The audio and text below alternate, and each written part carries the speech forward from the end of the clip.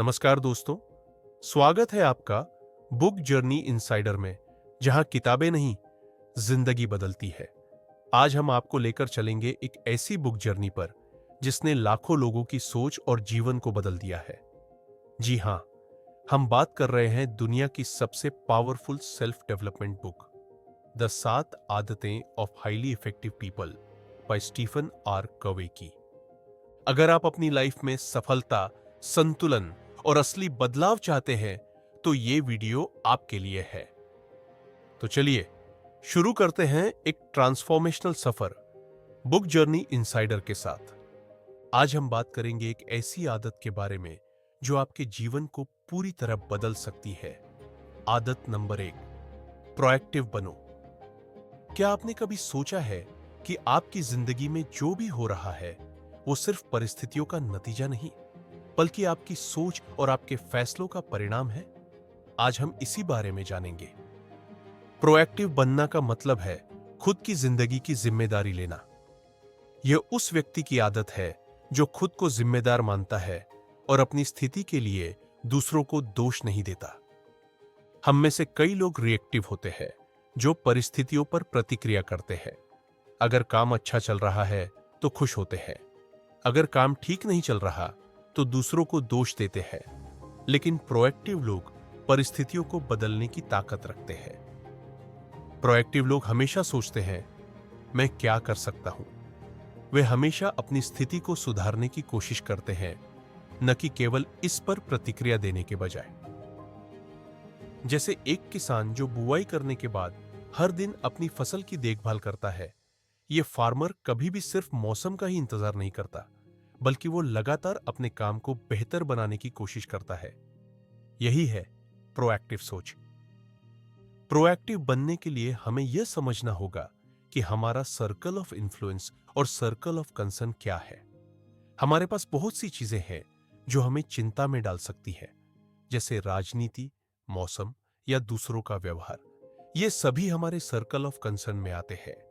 लेकिन जो चीजें हमारे कंट्रोल में है, वो हमारे सर्कल्स ऑफ इन्फ्लुएंस में है। प्रोएक्टिव लोग हमेशा अपनी सर्कल ऑफ इन्फ्लुएंस को बढ़ाने पर ध्यान देते हैं। चलिए एक कहानी के जरिए इसे समझते हैं। मान लीजिए एक आदमी ऑफिस में हमेशा लेट आता है। उसके पास हमेशा तर्क होते हैं, ट्रैफिक, मौसम या किसी और कारण को दोष देना। लेकिन एक दिन उसने महसूस किया कि वह अपनी आदतों को बदल सकता है। उसने समय से पहले निकलना शुरू किया, ट्रैफिक के बारे में चिंता करना बंद किया और अपनी समय प्रबंधन की आदतों को सुधारने का निर्णय लिया। अब वो समय पर आता है और उसका काम भी बेहतर होता है। क्या फर्क पड़ा? उसने अपनी स्थिति को बदलने की जिम्मेदारी ली। यही है प्रोएक्टिव बनना। अब आप सोच रहे होंगे, मैं भी प्रोएक्टिव कैसे बन सकता हूं? यह कुछ आसान तरीके हैं। अपनी सोच बदले। क्या कर सकता हूं? अपने फैसलों को समझदारी से ले। दूसरों को दोष देने की बजाय खुद पर ध्यान केंद्रित करें। आपके पास बहुत ताकत है, बस जरूरत है अपनी सोच को बदलने की। आप खुद की जिंदगी के निर्माता हैं।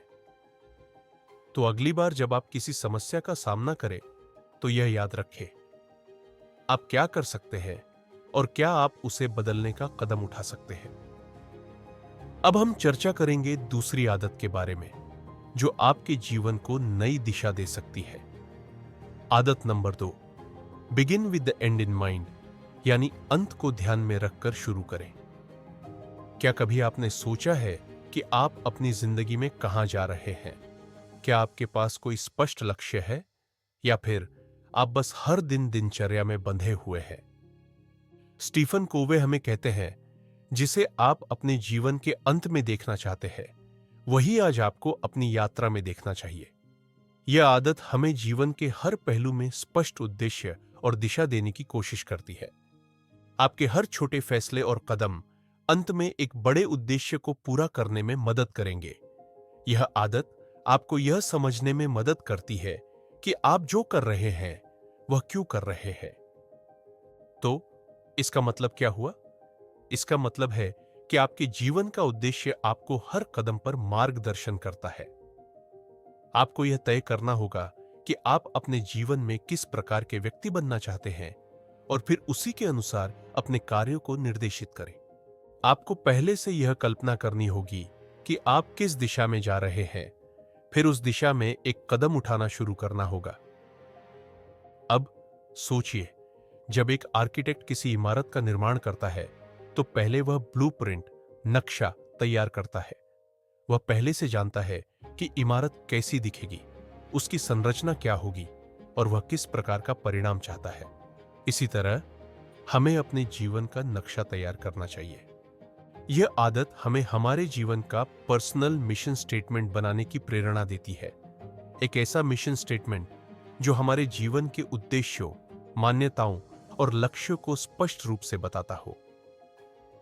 आपका मिशन स्टेटमेंट यह स्पष्ट करेगा कि आप किस तरह का जीवन जीना चाहते हैं। क्या आप एक अच्छा इंसान बनना चाहते हैं? क्या आप किसी विशेष क्षेत्र में महारत हासिल करना चाहते हैं? क्या आप अपने परिवार और समाज के लिए कुछ अच्छा करना चाहते हैं? आइए एक उदाहरण से इसे समझते हैं।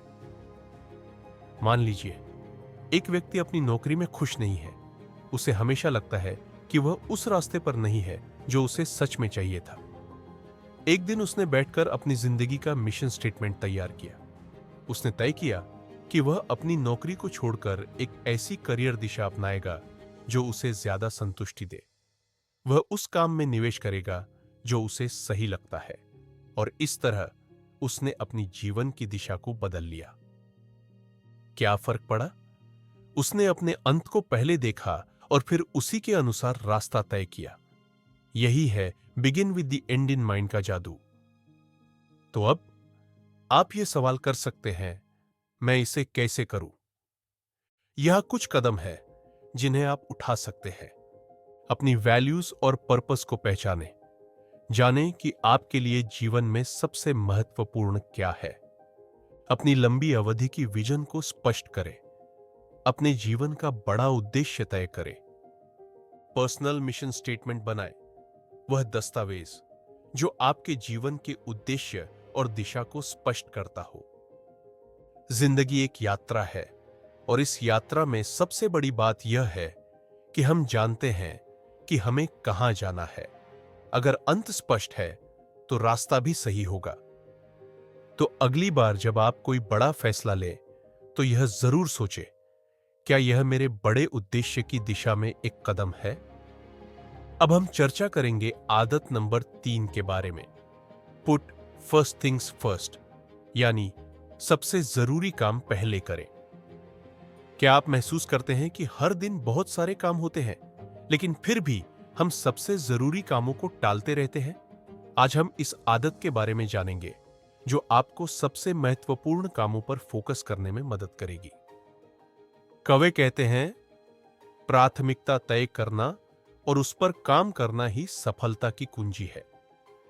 यह आदत हमें यह सिखाती है कि हमें अर्जेंसी और इंपॉर्टेंस के बीच फर्क समझना होगा। बहुत बार हम ऐसी चीजों में उलझ जाते हैं जो जरूरी नहीं होती, और जिन चीजों का वास्तव में महत्व है उन्हें टाल देते हैं।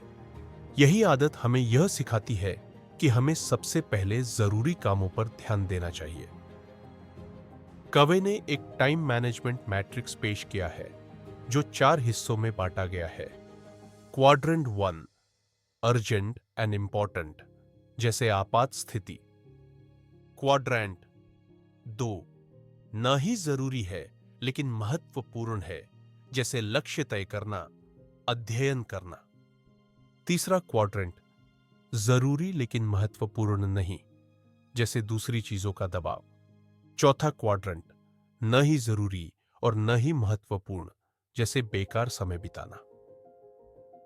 क्या आप जानते हैं कि क्वाड्रेंट 2 की चीजें जो जरूरी है लेकिन तुरंत जरूरी नहीं है, असल में सबसे प्रभावशाली होती है? ज्यादातर लोग क्वाड्रेंट 1 में ज्यादा समय बिताते हैं क्योंकि वहां समस्याएं होती है जिन्हें तुरंत हल करना होता है, लेकिन यही समस्याएं हमें लंबे समय तक तनाव में रखती है। हमें क्वाड्रेंट 2 में ज्यादा समय बिताना चाहिए, यानी उन चीजों पर ध्यान देना चाहिए जो हमारे बड़े लक्ष्यों और उद्देश्य को पूरा करने में मदद करती है। क्या आप एक बड़ा लक्ष्य हासिल करना चाहते हैं? क्या आप चाहते हैं कि आपका हर दिन उत्पादक हो? तो फिर सबसे जरूरी कामों को पहले करें। आइए एक उदाहरण से इसे समझते हैं। मान लीजिए एक व्यक्ति है जो हर दिन अपनी जिंदगी में टाल मटोल करता है। वह अपने कामों को हमेशा टालता रहता है और जब आखिरी वक्त आता है तो उसे स्ट्रेस और दबाव महसूस होता है। लेकिन एक दिन उसने अपनी प्राथमिकताएं तय की। उसने सबसे जरूरी कामों को पहले किया, जैसे कि अपने स्वास्थ्य का ध्यान रखना, अपने परिवार के साथ समय बिताना और अपने करियर को आगे बढ़ाने के लिए योजना बनाना। क्या फर्क पड़ा? उसने पहले उन कामों को किया जो महत्वपूर्ण थे और अब वह ज्यादा खुश और सफल महसूस करता है। तो अब आप सोच रहे होंगे, मैं इसे कैसे करूं? यह कुछ आसान तरीके हैं। प्रायोरिटाइज करें, अपनी सूची बनाएं और सबसे महत्वपूर्ण कामों को पहले करें। टाइम ब्लॉकिंग करें, अपने समय को ब्लॉक करके उन कामों के लिए निर्धारित करें जो महत्वपूर्ण है। सही न करें उन चीजों से जो आपकी प्राथमिकता से हटा सकती है। याद रखें, समय की सबसे बड़ी कमी नहीं है, बल्कि प्राथमिकताओं की कमी है। अगर आप सही कामों पर ध्यान देंगे तो आपका समय भी सही दिशा में जाएगा। तो अगली बार जब आप अपने दिन की शुरुआत करें तो यह सोचें, क्या आज मैंने सबसे जरूरी काम पहले किया? अब हम चर्चा करेंगे आदत नंबर 4 के बारे में, विन विन सोचो। क्या आपने कभी सोचा है कि सफलता सिर्फ आपके लिए नहीं बल्कि दूसरों के लिए भी हो सकती है? क्या आप सोचते हैं कि आपके रिश्ते, आपके व्यापार और आपकी टीम का हर सदस्य जीत सकता है? यही है विन विन की शक्ति। स्टीफन कोवे हमें सिखाते हैं, विन विन का मतलब है कि हम अपने और दूसरों दोनों के लिए लाभकारी स्थिति बना सके। यह एक माइंडसेट है जहां हम मानते हैं कि जीवन एक सामूहिक जीत, कलेक्टिव विन की ओर ले जाता है। जरा सोचिए, क्या हम केवल अपनी जीत पर ही ध्यान दे रहे हैं या हम दूसरों की जीत को भी उतना ही महत्वपूर्ण मानते हैं? विन विन सिर्फ एक तरीका नहीं है, बल्कि यह एक सोच है, एक एटीट्यूड है। इसका मतलब यह नहीं है कि हमें हर बार किसी को हराना होगा, बल्कि इसका मतलब है कि हम दोनों पक्षों को संतुष्ट करने वाला समाधान ढूंढते हैं। जब आप विन विन सोचते हैं तो आप साझा सफलता की तलाश करते हैं। आपका लक्ष्य यह नहीं होता कि सिर्फ आप ही जीतें, बल्कि आप यह चाहते हैं कि दूसरे भी साथ में जीतें। विन विन की सोच में इंटीग्रिटी, मैच्योरिटी और अबंडेंस माइंडसेट होता है। आइए समझते हैं इन तीनों को। इंटीग्रिटी, ईमानदारी, यह एक स्पष्ट और सचेतता से परिपूर्ण सोच होती है। मैच्योरिटी, परिपक्वता, यह सोचने की क्षमता होती है कि दूसरों के लाभ को भी ध्यान में रखे। अबंडेंस माइंडसेट, प्रचुरता का मानसिकता, यह मान्यता है कि जीवन में पर्याप्त अवसर है और हमें अपनी सफलता को दूसरों से सीमित नहीं करना चाहिए। अब सोचिए, अगर हम हर रिश्ते, हर व्यापार और हर टीम को विन विन के तरीके से देखें तो क्या फर्क पड़ेगा? विन विन के लिए हमें दोनों पक्षों के दृष्टिकोण को समझना होगा और ऐसे समाधान की ओर बढ़ना होगा जिसमें सभी के लिए कुछ न कुछ फायदेमंद हो। आइए एक उदाहरण से इसे समझते हैं। मान लीजिए दो कंपनियों के बीच एक बड़ी डील हो रही है। एक कंपनी सोचती है, हम जितना अधिक पैसा ले सकते हैं उतना ही अच्छा है। दूसरी कंपनी सोचती है, हमारा लक्ष्य दीर्घकालिक साझेदारी और संतुलित लाभ है। अगर दोनों पक्ष अपने दृष्टिकोण को समझे और एक ऐसा समाधान तलाशें जिसमें दोनों का फायदा हो, तो यही है विन विन स्थिति। यह सोच सिर्फ व्यापार में नहीं बल्कि हमारी व्यक्तिगत जिंदगी में भी काम आती है।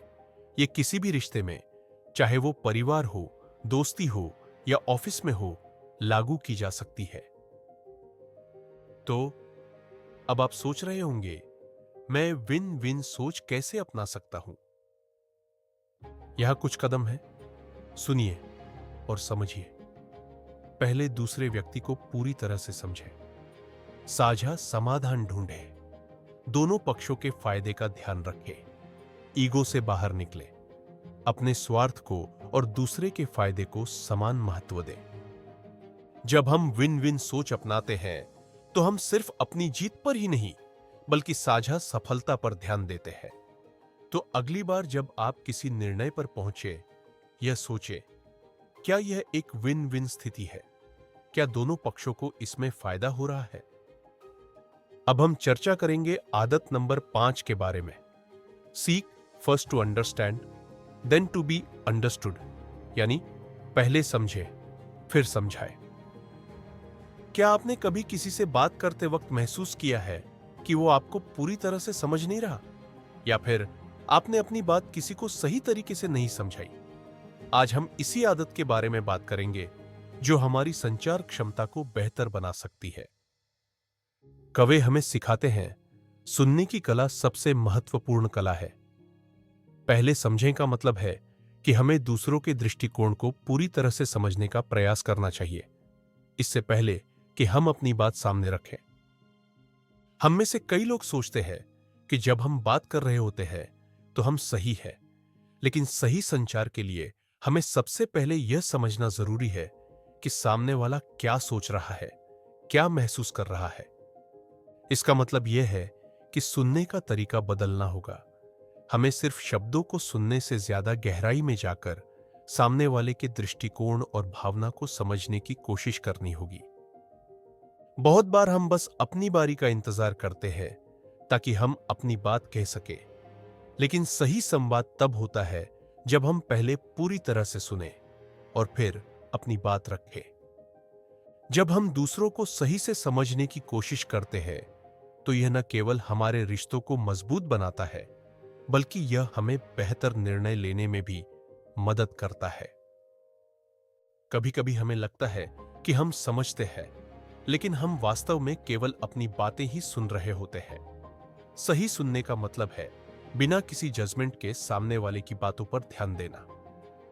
आइए एक उदाहरण से इसे समझते हैं। मान लीजिए एक ऑफिस में 2 सहकर्मी हैं और उनके बीच एक बड़ी बहस हो रही है। एक सहकर्मी अपनी बात को सही साबित करने की कोशिश कर रहा है, जबकि दूसरा केवल अपनी बात को ही सही समझता है। लेकिन जब पहला सहकर्मी सुनने की कला अपनाता है और दूसरे की बात को समझता है, तो उसे समझ में आता है कि दूसरा सहकर्मी किस दबाव से गुजर रहा है, और इस प्रकार दोनों एक समाधान पर पहुंचते हैं जो दोनों के लिए सही है। क्या फर्क पड़ा? पहले समझने की आदत ने उनका दृष्टिकोण बदल दिया और रिश्ते में सामंजस्य आया। अब आप सोच रहे होंगे, मैं इसे कैसे करूं? यहां कुछ कदम है। एक्टिव लिसनिंग, सक्रिय रूप से सुनना। सामने वाले की बात को बिना किसी टोक के पूरी तरह से सुने। एम्पैथी, सहानुभूति, समझने की कोशिश करें कि सामने वाला किस परिस्थिति में है। आस्क क्लैरिफाइंग क्वेश्चंस, स्पष्टता के लिए सवाल पूछे। अगर आपको कुछ समझ में ना आए तो सवाल पूछे ताकि आपको पूरी जानकारी मिले। याद रखें, सही संवाद वही होता है जब हम पहले दूसरों को समझते हैं और फिर अपनी बात रखते हैं। यह सिर्फ पारिवारिक रिश्तों में ही नहीं, बल्कि व्यवसाय, दोस्ती और हर क्षेत्र में लागू होता है। तो अगली बार जब आप किसी से बात करें, यह सोचे, क्या मैं पहले समझने की कोशिश कर रहा हूं? अब हम चर्चा करेंगे आदत नंबर 6 के बारे में। सिनर्जाइज, यानी सामूहिक शक्ति का उपयोग करें। क्या आपने कभी सुना है, एक साथ हम ज्यादा कर सकते हैं? यह आदत हमें यही सिखाती है, जब हम मिलकर काम करते हैं तो हम अकेले से कहीं अधिक हासिल कर सकते हैं। स्टीफन कोवे कहते हैं, सिरजी वह शक्ति है जब 2 या 2 से अधिक लोग मिलकर एक साथ काम करते हैं और एक ऐसा परिणाम उत्पन्न करते हैं जिसे अकेले नहीं किया जा सकता। यह आदत हमें सिखाती है कि एक दूसरे के साथ मिलकर काम करने से हम वो हासिल कर सकते हैं जो अकेले संभव नहीं होता। सिनर्जी का मतलब सिर्फ सहयोग नहीं है, बल्कि यह एक सकारात्मक और रचनात्मक सहयोग की ओर इशारा करता है, जहां अलग अलग विचार और दृष्टिकोण मिलकर बेहतर समाधान उत्पन्न करते हैं। क्या आपने कभी एक टीम में काम किया है और महसूस किया है कि टीम के अलग अलग सदस्य मिलकर कुछ ऐसा कर रहे हैं जो शायद आप अकेले नहीं कर पाते। यही है सिनर्जी। जब दो या दो से अधिक लोग अपनी ताकत, विचार और दृष्टिकोण मिलाकर एक लक्ष्य की ओर काम करते हैं तो उनका सहयोग किसी जादू से कम नहीं होता। कवे हमें बताने का प्रयास करते हैं कि सिनर्जी तब काम करती है जब हम अपने व्यक्तिगत मतभेदों को स्वीकार करते हैं और उन पर काम करते हैं। यह आदत हमें सिखाती है कि समस्याओं का हल दूसरों के दृष्टिकोण से समझकर ही निकाला जा सकता है, और जब हम सभी की ताकत का सही उपयोग करते हैं तो हमें बेहतरीन परिणाम मिलते हैं। आइए एक उदाहरण से इसे समझते हैं। मान लीजिए एक टीम है जो एक प्रोजेक्ट पर काम कर रही है। शुरू में सभी के विचार अलग अलग होते हैं।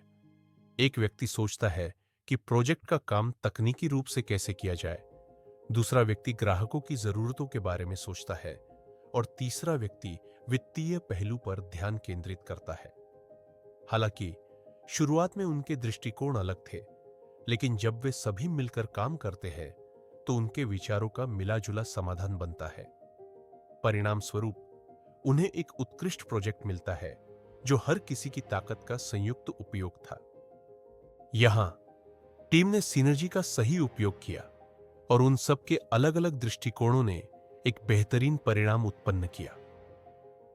तो अब आप सोच रहे होंगे, मैं इसे कैसे करूं? यहां कुछ कदम हैं।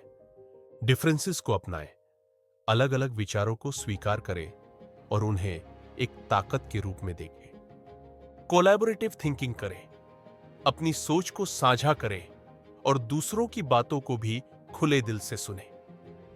कॉम्प्रोमाइज, समझौता करें, हर किसी की राय को महत्व दें और सभी की ताकत का सही इस्तेमाल करें। याद रखें, सिनर्जी तब होती है जब हम अपने मतभेदों को शक्ति में बदलते हैं। जब हम एक दूसरे के विचारों और दृष्टिकोणों से सीखते हैं तो हमें वो समाधान मिलते हैं जो अकेले नहीं मिल सकते। तो अगली बार जब आप किसी टीम का हिस्सा हो, यह सोचें, क्या मैं टीम की सामूहिक शक्ति का सही उपयोग कर रहा हूं? अब हम चर्चा करेंगे आदत नंबर 7 के बारे में, शार्पन द सॉ, यानी आरी को धार दो। क्या आपने कभी सुना है, अगर आप लगातार काम करते जाए और कभी आराम न करें तो आपकी उत्पादकता घट सकती है? यही है इस आदत का संदेश। आज हम जानेंगे कि हमें अपनी क्षमता को लगातार बढ़ाने और बनाए रखने के लिए कैसे आरी को धार देना चाहिए। स्टीफन कोवे कहते हैं, शार्पेन द सॉ का मतलब है कि हमें खुद को शारीरिक, मानसिक, भावनात्मक और आत्मिक रूप से फिर से तैयार करना होगा ताकि हम अपनी पूरी क्षमता से काम कर सकें। यह आदत हमें सिखाती है कि अगर हम खुद को तरोताजा और संतुलित बनाए रखें तो हम और ज्यादा प्रभावी तरीके से काम कर पाएंगे। जब हम खुद को निरंतर सुधारते हैं तो हम जीवन में अधिक खुश और स्वस्थ रहते हैं और हमारी उत्पादकता भी बढ़ती है। यह आदत हमें यह याद दिलाती है कि निरंतर सुधार ही सफलता की कुंजी है। कवि कहते हैं कि अगर आप शार्पन द सॉ करते हैं तो आप अपनी आरी को सही तरीके से बनाए रखते हैं ताकि आप अपनी हर चुनौती का सही तरीके से सामना कर सकें। लेकिन अगर हम खुद को समय नहीं देते तो हम थक सकते हैं और हमारी क्षमता घट सकती है। यह आदत हमें सिखाती है कि अपनी ऊर्जा और संसाधनों का सही तरीके से प्रबंधन करना बहुत जरूरी है। यह आदत 4 पहलुओं में लागू होती है: शारीरिक, मानसिक, भावनात्मक और आध्यात्मिक। आइए इन्हें एक एक करके समझते हैं। शारीरिक, फिजिकल। हमारे शरीर की देखभाल करना बहुत महत्वपूर्ण है। व्यायाम, सही आहार और पर्याप्त नींद हमारे शरीर को ताजगी और ऊर्जा प्रदान करते हैं। मानसिक, मेंटल। हमारी मानसिक स्थिति को सुधारने के लिए हमें निरंतर कुछ नया सीखना चाहिए, किताबें पढ़नी चाहिए और अपने दिमाग को सक्रिय बनाए रखना चाहिए। भावनात्मक, इमोशनल। हमारी भावनाओं को संतुलित रखना बहुत महत्वपूर्ण है। यह हम खुद से प्यार करके, अपने रिश्तों को सुधार कर और सकारात्मक सोच को अपनाकर कर सकते हैं। आध्यात्मिक, स्पिरिचुअल, आध्यात्मिक रूप से संतुलित रहना हमारे जीवन को एक गहरा उद्देश्य और दिशा देता है। ध्यान, प्रार्थना या कोई भी ऐसी गतिविधि जो हमें आंतरिक शांति प्रदान करे, वह हमें जीवन में संतुलन बनाए रखने में मदद करती है। कवि का कहना है कि अगर हम इन 4 क्षेत्रों में ध्यान और समय देंगे तो हम शार्पन द सॉ की आदत को पूरी तरह से अपना सकते हैं। यह आदत हमें बताती है कि हमें अपने शरीर, दिमाग, भावनाओं और आत्मा को एक साथ जोड़कर एक संतुलित जीवन जीने की आवश्यकता है। जब हम यह सब करते हैं तो हम ज्यादा ऊर्जा और जोश के साथ अपने लक्ष्यों को पूरा कर सकते हैं। आइए एक उदाहरण से इसे समझते हैं। मान लीजिए एक व्यक्ति है जो काम में इतना व्यस्त हो गया है कि वह अपनी सेहत, परिवार और शांति को नजरअंदाज करता है। कुछ समय बाद वह थका हुआ महसूस करता है और उसका काम भी प्रभावित होने लगता है। अब उसने अपनी आदत बदल दी। उसने व्यायाम करना शुरू किया, किताबें पढ़नी शुरू की और ध्यान करने का समय निकाला। नतीजा, वह फिर से ताजगी और जोश से भरपूर हो गया और अब वह अपने काम को और अच्छे तरीके से कर रहा है। यहां उसने अपनी आरी को धार दिया और अब वह पहले से ज्यादा प्रभावी है। तो अब आप सोच रहे होंगे, मैं इसे कैसे करूं? यह कुछ कदम है। शारीरिक व्यायाम, रोजाना थोड़ी देर के लिए व्यायाम करें, चाहे वह योग हो या वॉक। रीड एंड लर्न, पढ़ाई और सीखना, रोजाना कुछ नया सीखने की कोशिश करें। इमोशनल बैलेंस, भावनात्मक संतुलन, अपने रिश्तों पर ध्यान दें और खुद से प्यार करें। स्पिरिचुअल प्रैक्टिस, आध्यात्मिक अभ्यास, ध्यान या प्रार्थना जैसी गतिविधियों को अपनी दिनचर्या में शामिल करें। जब हम अपनी आरी को धार देते हैं तो हम न केवल बेहतर कार्य करते हैं, बल्कि हम अपनी जिंदगी को भी ज्यादा अर्थपूर्ण और संतुलित बना सकते हैं। तो अगली बार जब आप महसूस करें कि आप थक गए हैं, यह सोचें, क्या मैं अपनी आरी को धार दे रहा हूं? तो दोस्तों, ये थी वो 7 आदतें जो आपकी लाइफ को आम से खास बना सकती हैं। स्टीफन कोवे की ये बातें सिर्फ पढ़ने के लिए नहीं, बल्कि हर दिन जीने के लिए है। अगर आपको ये वीडियो पसंद आया हो तो लाइक करें, कमेंट में बताएं कि कौन सी आदत आप सबसे पहले अपनाना चाहेंगे और सब्सक्राइब करें बुक जर्नी इनसाइडर, जहां हर किताब आपके जीवन की नई शुरुआत बन सकती है। क्योंकि यहां हम सिर्फ किताबें नहीं पढ़ते, हम जिंदगी को बेहतर बनाते हैं। मिलते हैं अगले वीडियो में एक और जबरदस्त किताब के साथ। बुक जर्नी इनसाइडर, किताबों से जिंदगी तक।